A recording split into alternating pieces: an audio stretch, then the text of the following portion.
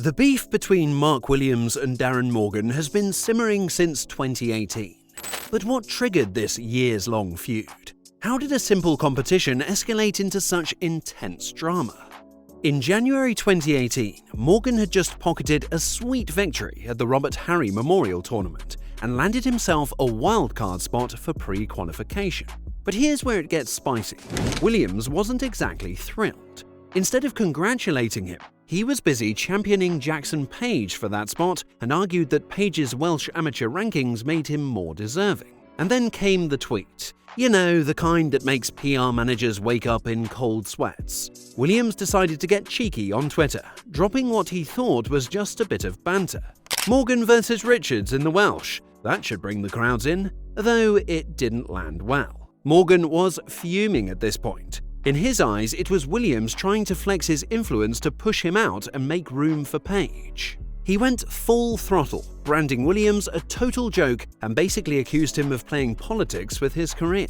Morgan wasn't about to take this lying down and pointed out that he earned his spot fair and square, sitting pretty at number 1 in the Welsh men's rankings. The drama didn't stop there. Morgan, feeling like he was being bullied by the big kid in the playground, slapped Williams with the keyboard warrior label and hit him with the block button. Not just him, but his entire squad joined in on the digital cold shoulder.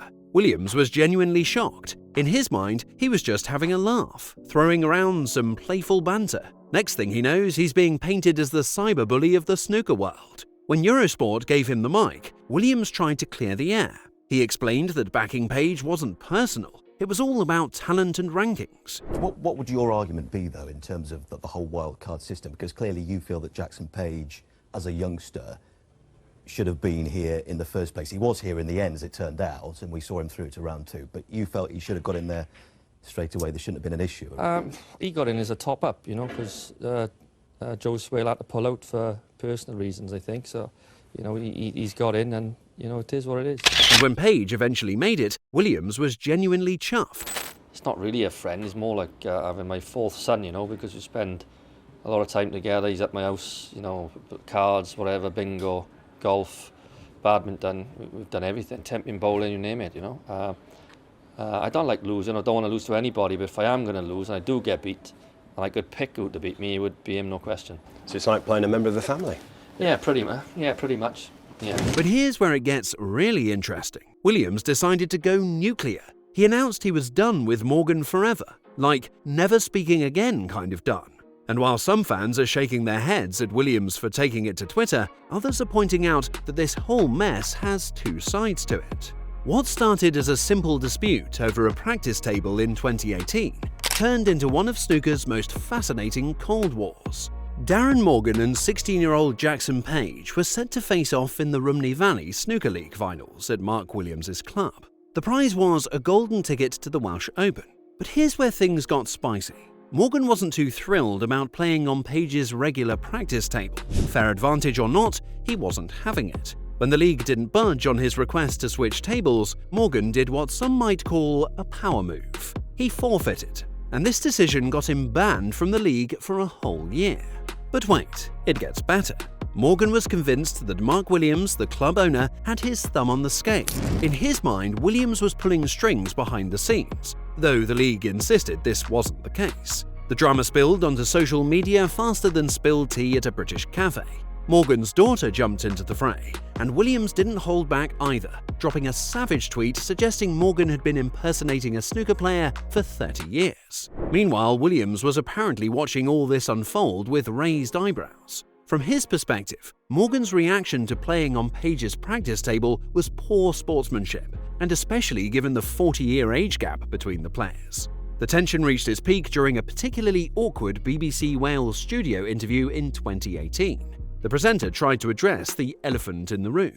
Williams was clearly done with the whole situation and just wanted to talk about his match. We've got to address the elephant in the room, Mark, and this disagreement between you and Darren here over the last few weeks about the whole wildcard issue, because you've been fighting Jackson Page's corner, the teenager who originally wasn't going to be here as a wildcard. Darren got a wildcard instead. Strong words from Darren yesterday, accused you of cyberbullying and being a keyboard warrior, bit of a joke as well. How do you respond to what Darren said? It's probably best for me not to make any comment. You've said what you've said, and you know everyone can read it. And I'd just rather talk about the match today and how well I played and how well I've been playing all season, to be honest. Do you not think that you've been at all disrespectful to Darren, though, in what you said on social media? Like I said, there's no point me making any further comments. He said what he said, and that's just it. There's nothing you can do about it. But we've had to Darren. Darren has beaten Jackson Page 5 times this season. He beat Jackson Page in the tournament to determine who qualified for the Welsh Open. So the rules were there. We knew, you know, what they had to do from the outset. You see what I mean? Yeah. So you can ask me any questions about the match today, or the tournament, or the next match? The poor presenter tried to break the ice and actually resorted to reading out a poem written by a school kid about Williams. But if you thought that was uncomfortable, fast forward to 2025's Welsh Open, where history repeated itself. Morgan attempts to break the ice with a question about Williams enjoying the game as he approaches 50. Williams's response was full ice mode, arms crossed. He didn't even look at Morgan and just dropped a frosty no comment. The studio probably needed heating after that exchange.